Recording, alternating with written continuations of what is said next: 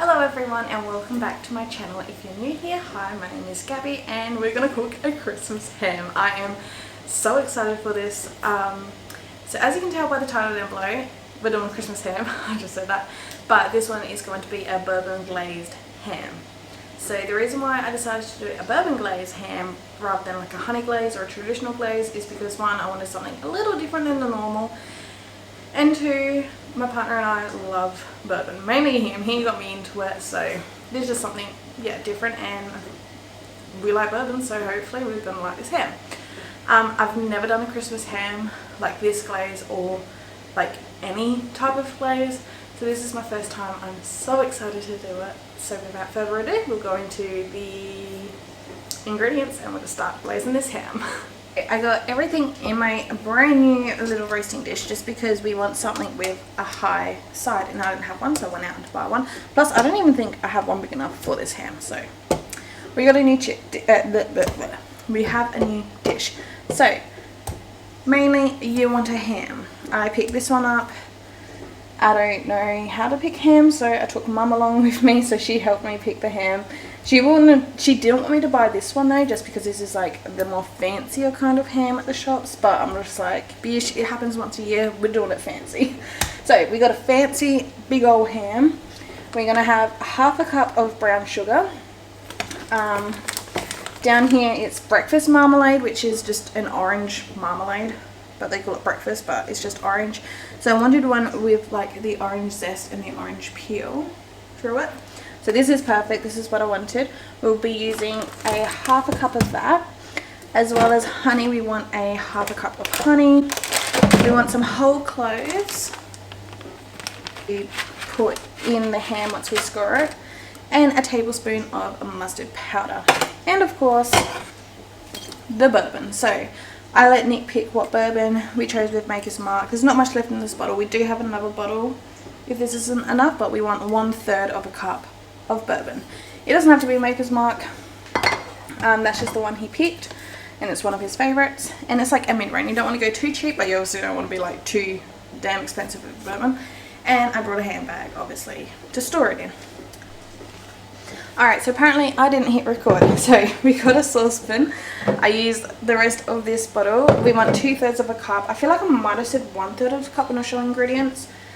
If I did, it's you want 2/3. So this was the last in the open bottle, so I've just opened up the new guy. It smells delicious. I love the smell of it. So yeah, 2/3. Whoa. 1. Whoop, whoop, whoop, whoop. A little bit more than 2, that's okay. And now with the brown sugar, half a cup, so that's 1. These are just a 1/4 cup measurement I'm using just to be easier. So 2 of those makes it half a cup. Wow, I've never had orange marmalade before. So half a cup of this as well. Ooh, looks so fancy. It's real jelly-like. Normally I just have like strawberry jam. That's as fancy as I get. 1. And also, before I started doing all this, I had to have my oven preheating to 140 degrees Celsius fan force. Right.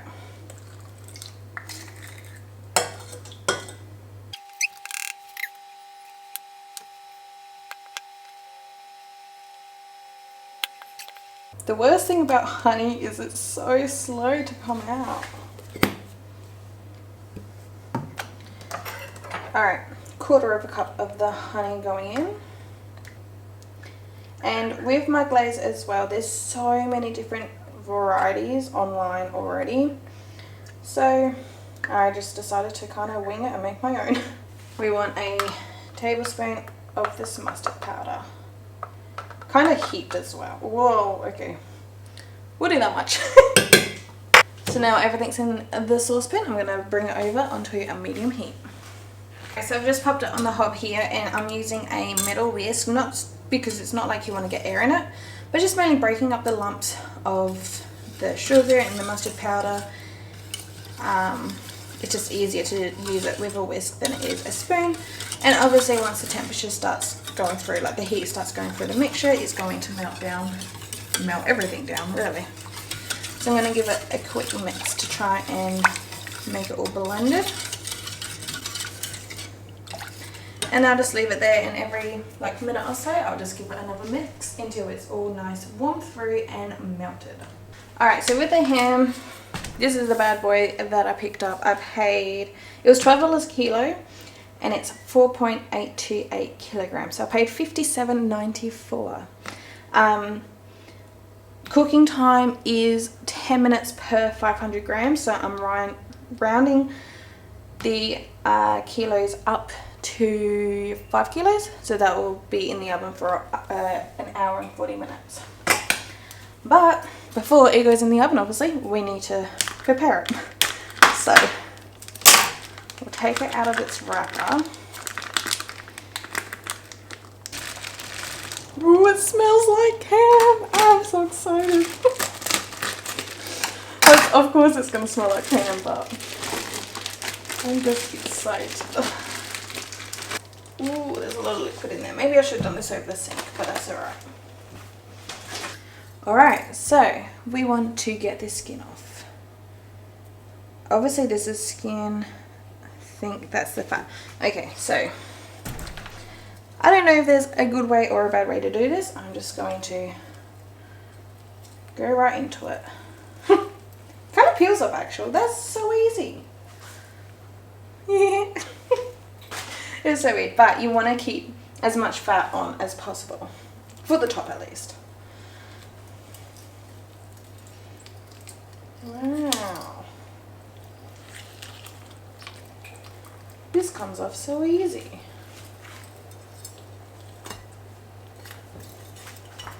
Another one.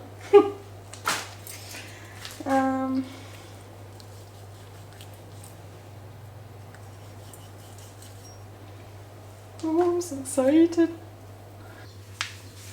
So I've taken all of the skin off now. I left a little bit of skin up here, just, I don't know, just because I did.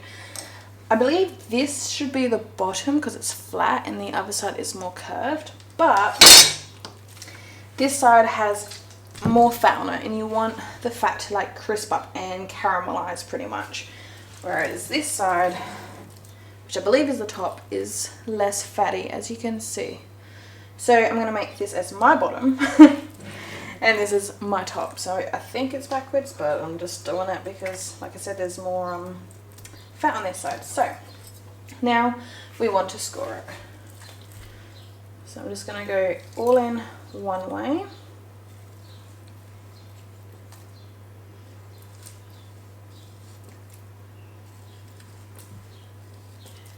And now we go down this way. So you kind of want it like a crisscross pattern in a way. So I'm now taking the cloves. So these are what the full cloves look like if you've never seen a clove before, because this is my first time using cloves. It's like a stick with a little topping. So you want the stick part in the corners of all of your crisscrosses. Oh, it's so pretty.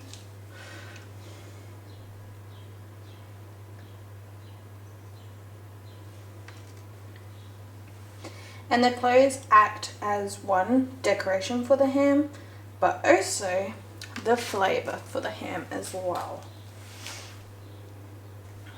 Alright, so now as you can see, the cloves are all in my ham. I'm just going to transfer this in here. Oh, I'm so excited. Okay, so whoop, there we go. So that fits perfectly, which I was a little worried about because when it was still in its packaging and obviously had the skin on, it didn't quite fit. But obviously taking off the packaging and trimming off the skin, it now fits. Now I've got the glaze here, so one last good old mix. I'm going to take my brush and just brush it on. I'm going to do quite a thick coat for the first time going in. And then because like I said previously, my ham will be going in for hour and 40 minutes. I'm going to do 4 lots of 25 minutes in the oven. So I'll set the timer for 25 minutes 4 times. And each time the timer turns off, I will just pull it out and give it another brush and another glaze. So I'll just, with this same mixture in the pot, I'll just leave it on the side next to the oven. And yeah, 25 minutes and I'll do another one. Alright, so now I'm going to take this into the oven.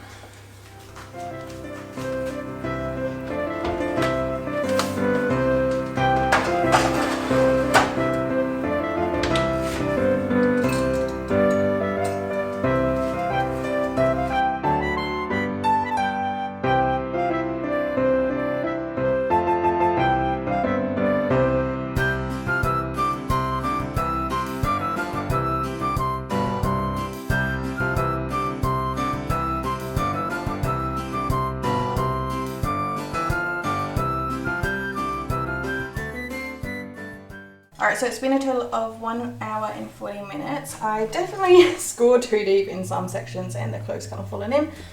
But that's okay, so once it's cooled, it's only just came out. Oh, we also had a little taste. You can't tell because it's kind of just glazed over. But we did have a little taste halfway through. And I wanted it a bit more like crystallized on the top. So halfway through as well, I changed the heating from 140 degrees to 160 degrees, and then it finished off for the rest of its time there. So I've done that halfway, and obviously still basting. We had a little bit of mixture left, so that's okay, and it smells delicious. And when we did taste it halfway through, it was really good. But now this is like real nice. This is my favorite bit, the dark bits. So yeah, that's pretty much all for this video.